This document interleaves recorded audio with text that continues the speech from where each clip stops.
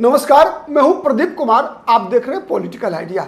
Political idea के आज के इस अंक में आप सभी दर्शकों का एक बार फिर से बहुत बहुत स्वागत है। मित्रों, आज हम बात करेंगे महागठबंधन की और तेजस्वी यादव की कि किस प्रकार से तेजस्वी यादव लगातार सीएम पद की रेस में पिछड़ते जा रहे हैं। वो फेस जो निर्विवाद था, मतलब आज से 6 महीना पहले यदि आपको कोई नीतीश कुमार का विकल्प दिख रहा था तो एकमात्र विकल्प तेजस्वी यादव थे। आज भी जितने भी एजेंसियों का ये सर्वे हो रहा है, जितने भी ओपिनियन पोल करवाए जा रहे हैं, उसमें निर्विवाद रूप से तेजस्वी का चेहरा मुख्यमंत्री पद के संभावित उम्मीदवार में नंबर 1 पे आ रहा है। लेकिन ये चेहरा लगातार घटता जा रहा है। आप याद कीजिए, सर्वे शुरू हुआ था जनवरी से, तो ये 42% था तेजस्वी यादव का। अब वो घटते हुए धीरे धीरे 30% पर आ गया है। 42 से घटकर 30। नीतीश कुमार एक समय 14 तक पहुंच गए थे, अब वो इंप्रूव करते करते 24 तक पहुंच गया है।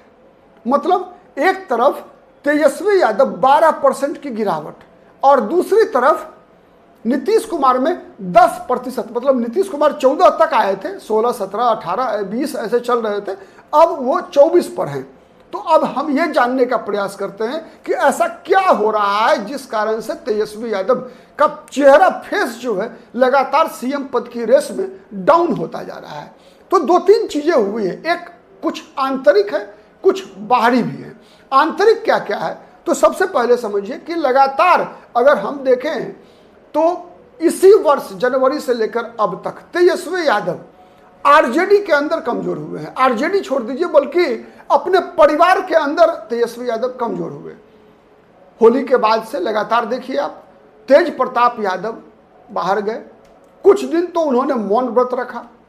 उसके बाद विगत महीने, 1.5 महीने 2 महीने से तेज प्रताप यादव ने तेजस्वी के खिलाफ खुला हमला शुरू कर दिया। एक बात याद रखिए कि तेज प्रताप यादव आरजेडी के वोट बैंक को प्रभावित नहीं करेंगे, यह बात सही है।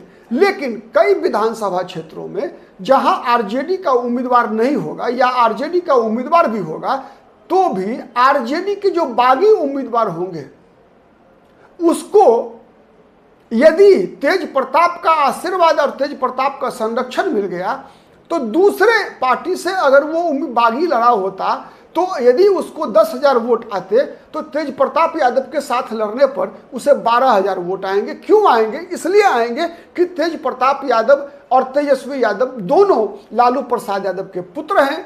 तो कहीं ना कहीं एक इमोशनल अटैचमेंट जो लालू के पुत्र के नाते आरजेडी के वोटर के बीच तेजस्वी यादव के लिए वो सहानुभूति है, उसका 5% भी तो जरूर तेज प्रताप यादव के साथ भी होगा।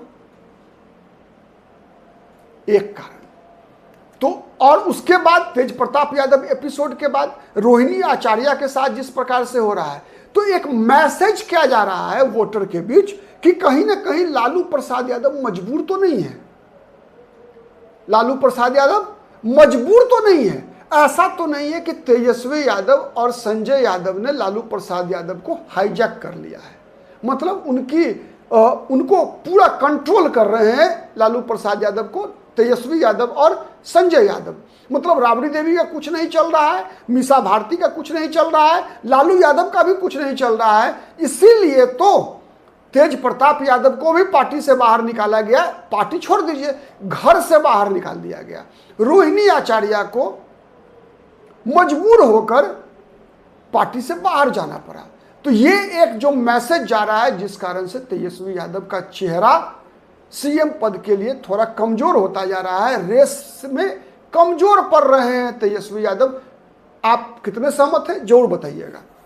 एक दूसरा, जब आप परिवार में कमजोर पड़ते हैं तो पार्टी में भी जो तेजस्वी यादव से प्रताड़ित लोग, चूंकि कोई भी राजनेता हर दल के अंदर है, नरेंद्र मोदी को मन से खुलेआम किसी की ताकत नहीं होगी बीजेपी में नरेंद्र मोदी के खिलाफ बोलने की, लेकिन भीतर से जो नरेंद्र मोदी से जिनको नुकसान पहुंचा, कुछ लोग बाहर चले गए, यशवंत सिन्हा, शत्रुघ्न सिन्हा, कई नाम ले सकते हैं, कीर्ति आजाद, अगर हम बिहार झारखंड के रहने वाले लोग हैं तो। लेकिन लेकिन कई लोग ऐसे हैं जो मन महसूस कर बीजेपी में ही है कि चलो कभी तो नरेंद्र मोदी का बुरा समय आएगा, और जब नरेंद्र मोदी का बुरा समय आएगा तो मेरा अच्छा समय आएगा।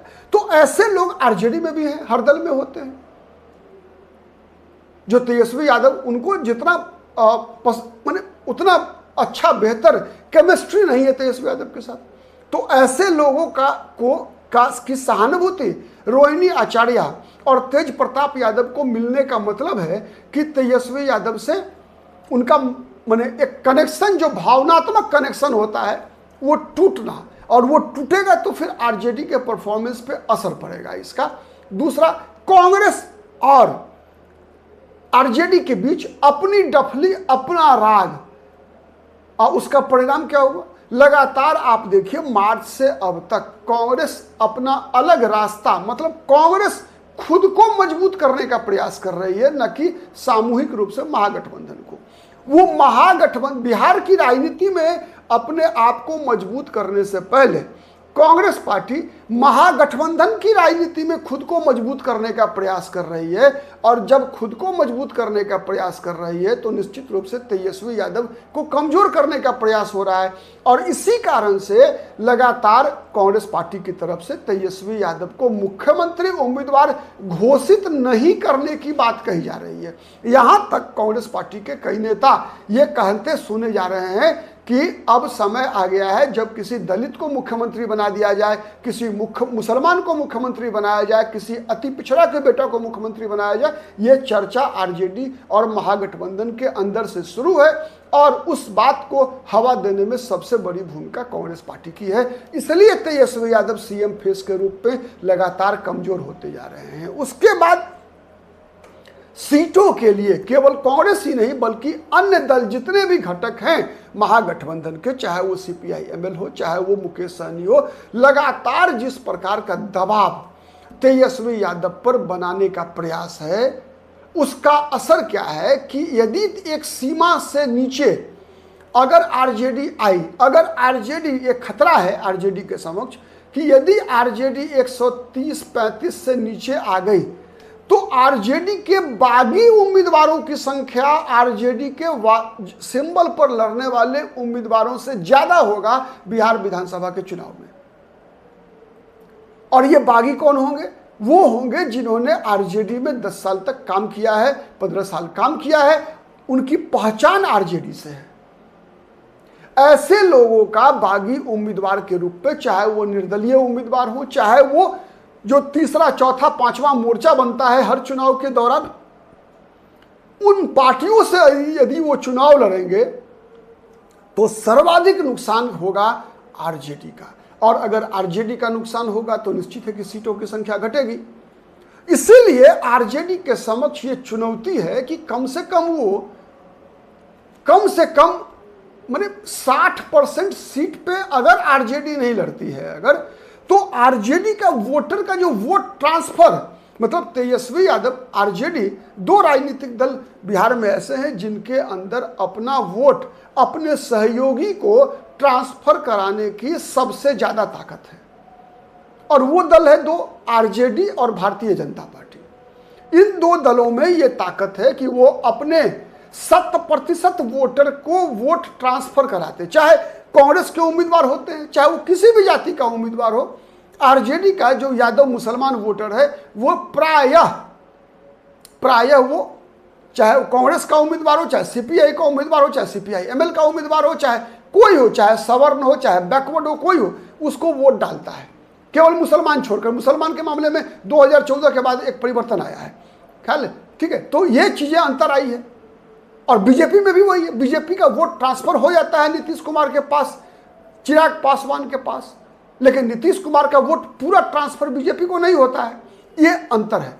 तो वही स्थिति मैं बता रहा हूं कि आरजेडी यदि 60% सीटों पर नहीं लड़ेगी तो ये मैसेजिंग नहीं जाएगा कि आरजेडी लड़ रही है, तेजस्वी यादव लड़ रहे हैं। और तेजस्वी यादव अगर माने मोर्चे में सबसे आगे नहीं दिखे तो यकीन मानिए तेजस्वी यादव के जो बेस वोटर हैं, जो सबसे मजबूत खूंटा है यादव जाति, जिसकी आबादी 14% है बिहार में, वो अगर हिली और बीजेपी की एकदम निगाह लगी हुई है यादवों के पीछे। चर्चा ऐसी चल रही है कि नित्यानंद राय को बीजेपी शायद चुनाव अभियान समिति का अध्यक्ष बनाने जा रही है। तो अगर ऐसा कुछ होता है अगर, तो फिर तेजस्वी यादव के लिए संकट होगा, और यह संकट तेजस्वी यादव के लिए केवल नहीं होगा बल्कि महागठबंधन की संभावनाओं को प्रभावित करेगा। तो ये सब कई कारण है। उसके अलावा देख लीजिए जिस प्रकार से तेजस्वी यादव के बारे में अब प्रचार बाहर से बीजेपी की तरफ से, जनता दल यूनाइटेड की तरफ से हो रहा है कि नहीं, कांग्रेस इनको नहीं बनने देगी। अब इन सब चीजों का असर क्या हो रहा है, अब लगातार भाजपा और जनता दल यूनाइटेड के जो एनडीए है वो लगातार हमलावर है, और ये कह रही है कि कांग्रेस अभियान इसीलिए चला रही है कि कांग्रेस तेजस्वी को रिप्लेस करना चाहती है। अगर ये नैरेटिव काम किया तो यकीन मानिए आरजेडी 4 खाने चित हो जाएगी, और लगभग प्रयास ऐसा ही चल रहा है। इसीलिए मैंने कहा कि तेजस्वी यादव का फेस जो सीएम के लिए सबसे आगे था, आज रेस में पीछे होता जा रहा है। आने वाले दिनों में क्या होगा कहना मुश्किल। चुनाव हर संभावनाओं का खेल है, कब क्या कौन सी परिस्थिति बनेगी, कब किस दिन किस दल का होगा नहीं कहा जा सकता, कभी भी सीन बदल सकता है। आज के लिए इतना ही। हमारी नज़र तो हर खबर पर बनी रहेगी और हम आपसे जुड़े रहेंगे हर मुद्दों पर अपने विश्लेषण के साथ। आज के लिए इतना ही।